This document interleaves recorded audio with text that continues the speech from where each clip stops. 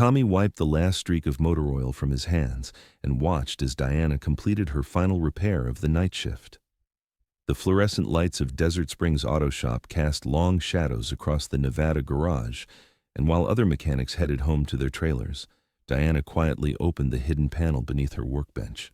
The encrypted satellite phone, Walther P99, and MI6 insignia she retrieved revealed the door to a second life no one knew existed. Because Diana Reed wasn't just a mechanic. Before we continue this incredible story, hit that subscribe button. You won't want to miss what happens next. Drop a comment below and let us know where you're watching from. Your support helps these stories reach the people who need to hear them. Diana worked the night shift at Desert Springs Auto Shop, and to her colleagues, she was the perfect mechanic. Methodical, precise, always solving problems others couldn't. But none of them knew that at night, she eliminated threats to national security across 3 continents. Until that night, when everything changed. Behind Diana's greasy coveralls hanging in her locker was something no one could see. Intelligence badges, covert operation medals, and most importantly, a commendation only 8 people possessed from Operation Ghost Protocol. This operation appeared in no official records because it had never happened, at least not on paper. When shop owner Dale Henderson hired Diana, her resume showed only automotive experience, trade school graduate, perfect references, praise during her apprenticeship. But Diana's real background ran much deeper. Before mechanic school, she had graduated from Cambridge, then joined MI6, and spent the last 12 years as their most effective eliminator. Diana's garage life was a perfect charade. At 10 p.m. shift start, while other mechanics checked work orders, she reviewed repair requests while reading encrypted intelligence on her phone. During break times, while colleagues smoked cigarettes, Diana stood alone in the desert, tactically assessing the surrounding terrain. When morning shifts ended and everyone went home, Diana's real work began. Tonight was different because the customer who arrived was different. As headlights swept across the garage entrance, Diana routinely approached the broken-down sedan. But when the man behind the wheel saw her, he froze. His trained eyes recognized Diana. The words that escaped his lips shocked everyone. The stranded driver mumbled something with trembling voice that made Diana's heart race, because those words contained Diana's real code name, Phantom, a designation only very few people knew. Diana quickly leaned closer and looked at the other mechanics. Fortunately, no one had understood.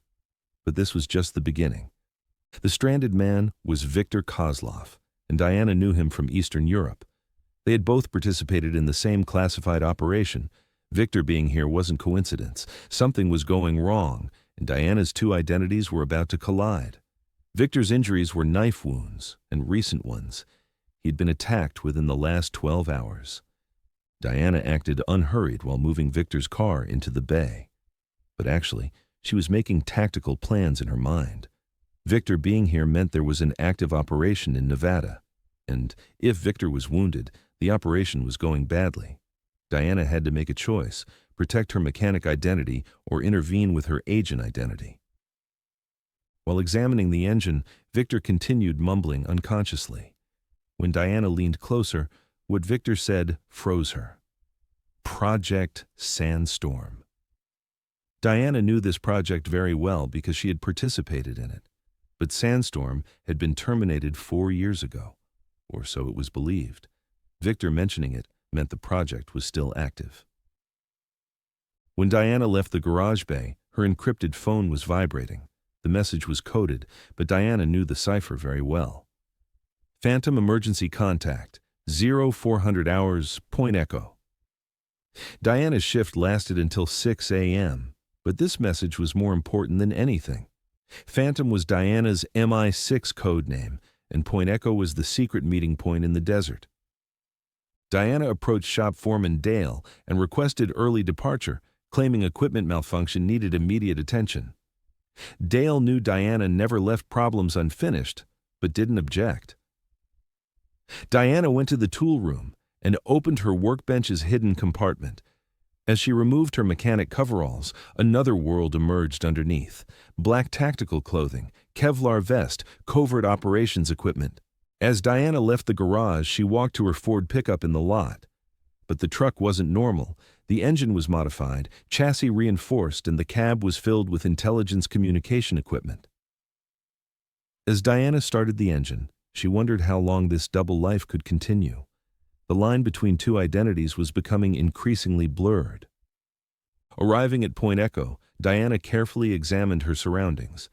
At 4 a.m., the abandoned mining facility outside town was silent. But looking with trained eyes, Diana noticed surveillance devices, motion sensors, and figures waiting in strategic positions. This wasn't an innocent meeting point. The person waiting for Diana inside the facility surprised her. Director Catherine Wells, an MI6 officer Diana had worked with 6 years ago. Wells being here showed how serious the situation was. Wells usually worked at Vauxhall, not in the field. If she had come this far, the crisis was critical. When Wells looked at Diana, she smiled, but there was concern in her eyes.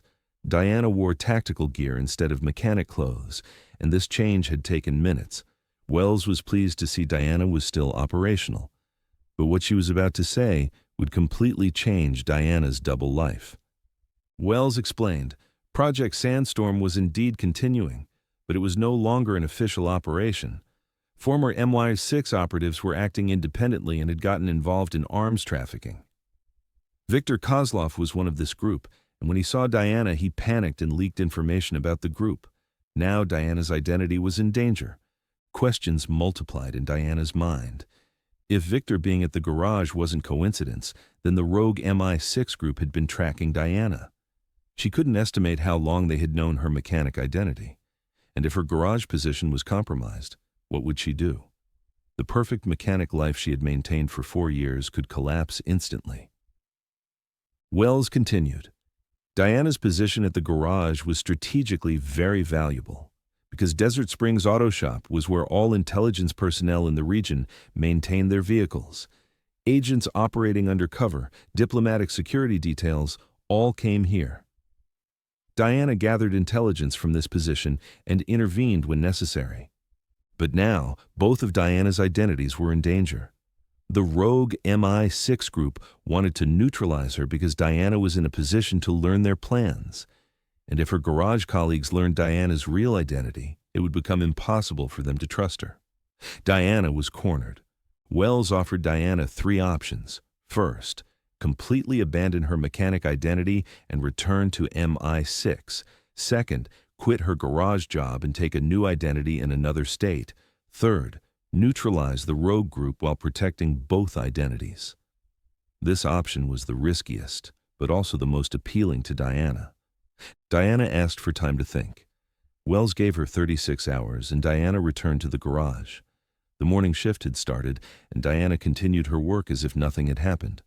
But now she looked at every customer, every colleague differently. Any of them could be spies for the rogue group. Viktor Kozlov was stable, but not talking. When Diana entered the garage bay, the fear in Viktor's eyes was obvious. Diana approached him, and Viktor whispered something. "They're in the town." These words froze Diana's heart. The rogue group had infiltrated Desert Springs. Diana began carefully observing her surroundings. New customers, suppliers hired in recent months, even the diner staff. Anyone could be watching Diana. She was trying to determine whether Diana's paranoia was real or an actual threat. During dinner break that day, Diana went to the garage roof. While looking at the desert landscape, her encrypted phone rang. The caller wasn't familiar, but the voice was very familiar.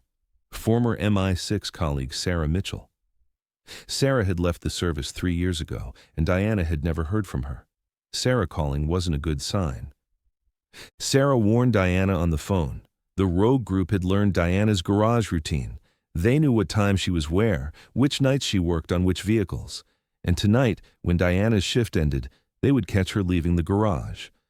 Sarah had taken a big risk to warn Diana. Diana's time was running out. She tried to act normal during the evening shift, but was making plans in her mind. Could she exit the garage safely? Or was she forced to confront the rogue group?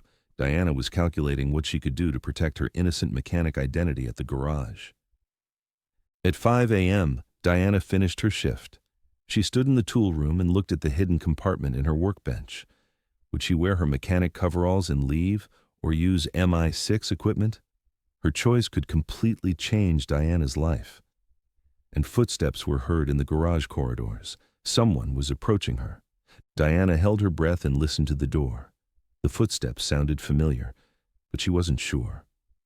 She took her tactical knife from the compartment and positioned herself by the door. The door slowly opened, and the person who entered surprised Diana. It was shop owner Dale Henderson, but Dale had a Glock in his hand. When Dale looked at Diana, he smiled, but that smile wasn't genuine. When Dale spoke, his voice was cold, and Diana understood his real identity. Dale Henderson wasn't just a shop owner. He was also a member of the Rogue Group and had been watching Diana for 4 years. Diana's perfect mechanic performance at the garage had actually been constantly monitored. Dale explained how he learned about Diana's MI6 background. The Rogue Group tracked former operatives and tried to use them for their own purposes.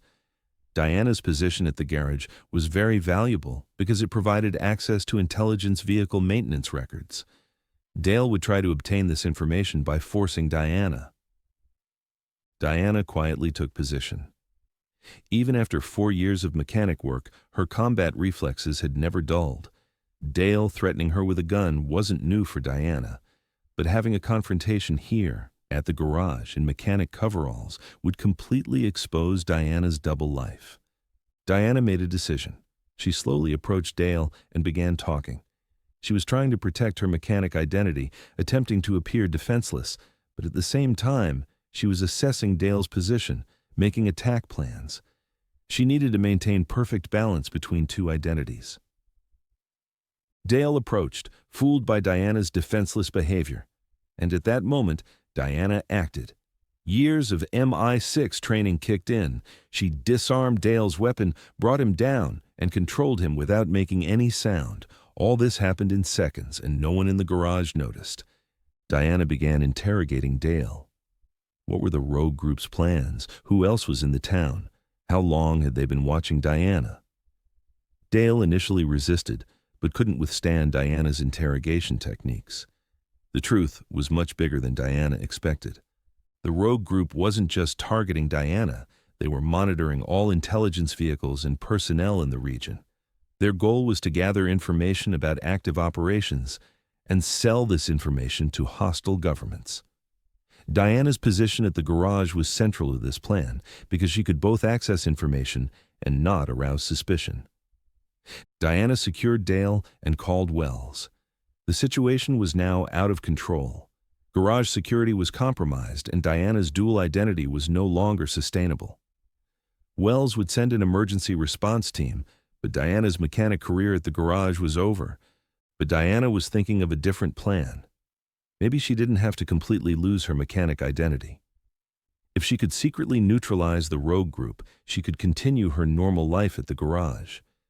This was a very risky plan, but Diana was used to taking risks. Diana accessed the garage security system and examined Dale's activities over recent months.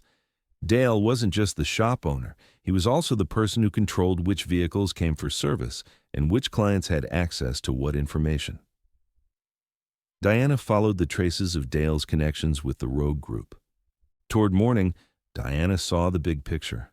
The Rogue Group wasn't just using the garage to gather information, they were also using it to sabotage intelligence operations. Some vehicles were being compromised instead of repaired, and some agents mysteriously disappeared after service. Diana had to stop this situation. Diana made her final decision. She would collapse the Rogue Group from within while protecting her mechanic identity. This required her to use both identities perfectly. Innocent mechanic by day, deadly agent by night. Diana Reed would perform this double life one last time, and this time she would win permanently. Diana took her MI6 equipment from the compartment, but also kept her mechanic coveralls with her. Because tonight, she would need to use both her mechanic and agent identities. The boundary between two worlds was about to be completely erased. Diana stepped into the garage floor with calculated precision. Her tactical vest hidden beneath the mechanic's jacket, weapon concealed in the tool bag she carried. The sodium lights cast harsh shadows as she moved through familiar territory that had now become a battlefield. Each movement was deliberate, each breath controlled, the innocent mechanic facade masking the predator beneath. The surveillance cameras tracked her movement, but Diana knew their blind spots intimately. 4 years of studying every angle, every vulnerability of this building would now serve a different purpose. She slipped past the front office where night security dozed, unaware that war had come to their industrial sanctuary. Diana's trained eyes identified the positions she needed to reach: the parts storage, the administrative offices, and the underground service pit where she suspected the rogue operations were coordinated. Her phone buzzed with an encrypted message: location coordinates within the garage. The rogue team was converging on her position, but they didn't know Diana had already identified their movements. She had spent the last hour studying their patterns through the security feeds, mapping their positions like pieces on a chessboard. They thought they were hunters, but Diana had transformed them into prey without them realizing it. The first target waited in the service pit. Diana descended the hydraulic lift platform, her tool bag creating the perfect cover for the lethal equipment within. The pit smelled of motor oil and industrial solvents, but underneath, Diana detected something else: tension. Someone was down here who didn't belong, someone whose breathing patterns indicated high stress and tactical awareness. Diana rounded the corner and saw him. Former MI6 operative James Crawford, positioned near the garage's main electrical systems. His hands worked quickly on what appeared to be incendiary devices. The plan was becoming clear. They intended to create chaos, force evacuations, and extract their targets in the confusion. Diana couldn't allow the garage to become their battlefield, with innocent workers caught in the crossfire. Crawford sensed movement and turned, his weapon rising instinctively. But Diana was already in motion, her mechanic's coveralls becoming a blur as she closed the distance. Years of hand-to-hand combat training compressed into seconds of fluid violence. Crawford's finger never reached the trigger. Diana's strike to his solar plexus dropped him silently to the concrete floor. The incendiary devices required careful disarmament, a skill set that proved invaluable as she rendered them inert with surgical precision. One down, but the real challenge lay ahead. Diana's earpiece crackled with intercepted communications. The rogue team had discovered Crawford's silence and were moving to investigate. Diana had perhaps 8 minutes before they reached the service pit. She photographed the incendiary evidence, transmitted the images to Wells, then moved to her next objective: the parts storage where the group's coordination center was located. The storage area hummed with electronic activity, banks of monitors processing stolen vehicle service records and classified maintenance information. Diana's technical training allowed her to quickly identify the primary data systems. But as she began the data extraction process, footsteps echoed in the corridor outside, multiple operators moving with professional stealth. Diana finished the download and prepared for what was coming. The door burst open, and 3 figures entered in tactical formation, former intelligence operatives, their movements betraying years of covert experience. But they had made one critical error. They expected to find the innocent mechanic Diana, not the predator she had become. The storage area's confined space worked to Diana's advantage, limiting their ability to use superior numbers effectively. Diana's first strike eliminated the lead operator's night vision advantage, plunging the room into darkness. In the chaos that followed, her intimate knowledge of the room's layout became a devastating weapon. Parts shelves provided cover and concealment as she systematically dismantled their tactical advantage. Each operator fell silently, professionally, permanently. The storage area became a tomb for their ambitions. Moving through the garage's main floor, Diana encountered the final elements of the rogue operation. They had taken positions in the customer service area, using civilian vehicles as cover. This was the scenario Diana had dreaded most.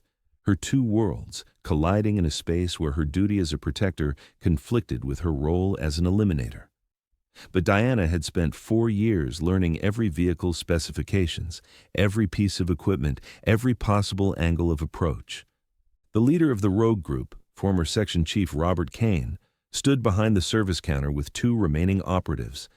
They had tactical advantages, superior positioning, cover, and the element of surprise they believed they still possessed. But Diana knew something they didn't. Every camera in this area fed directly to her device. Every ventilation shaft could conceal her movement, and every piece of garage equipment could become a weapon in trained hands. Diana's approach was methodical, invisible. She moved through the overhead crane system above the floor, mapping positions through thermal imaging on her device. The rogue operatives had military discipline, but they lacked Diana's intimate knowledge of this terrain. She emerged behind their positions like a ghost, using the hydraulic lifts and diagnostic equipment to mask her movements. The final confrontation lasted less than 2 minutes. Diana's strikes were precise, calculated to neutralize without endangering the civilian vehicles whose owners depended on them. Kane's combat skills were impressive, but he was fighting an enemy who knew every inch of the battlefield, every possible advantage, every weakness in his position. When silence returned to the garage, only Diana remained standing. As dawn broke over Nevada, emergency responders secured the facility. Wells arrived with an intelligence task force to process the evidence and manage the aftermath. The official story would involve a terrorist cell attempting to infiltrate the automotive facility, their plot foiled by alert security and rapid federal response. Diana's name would appear nowhere in the reports. In the morning briefing, garage staff gathered to hear about the night's events. Diana sat among her colleagues wearing her mechanic coveralls, listening to the official version with the same shocked expression as everyone else. To them, she remained the quiet, reliable night shift mechanic who had somehow slept through the entire incident at home. Her double life had survived its ultimate test. Shop supervisor Tommy Walsh announced increased security measures and commended the staff's professionalism during the crisis. Diana nodded along with the others, already planning her next shift schedule. Because the garage still needed its mechanics, and Diana Reed had proven she could be exactly what was needed, when it was needed, without anyone ever knowing the difference. Months later, Diana continued her work in the automotive bay. New customers arrived, new challenges emerged, but the rogue threat had been eliminated permanently. Sometimes, late at night, she would pause in the service pit or the parts storage, remembering the shadows that had once threatened this place. But those shadows were gone now, and Diana had ensured they would never return. Her phone buzzed with another encrypted message, a new assignment, a new threat to national security that required her unique skill set. Diana glanced around the quiet garage floor, checked that her repairs were complete, then quietly made her way to the tool room. Because Diana Reed would always answer the call, no matter which uniform she wore when duty demanded her service. The boundary between her two identities hadn't been erased after all, it had been perfected. Stories like Diana's remind us that courage doesn't always wear a uniform, and heroes don't always seek recognition. If this story moved you, share it with someone who needs to remember that strength can hide behind the most ordinary smile. Subscribe for more untold stories of sacrifice, courage, and the hidden warriors who protect us all. And remember, the person working next to you might just be someone extraordinary hiding in plain sight.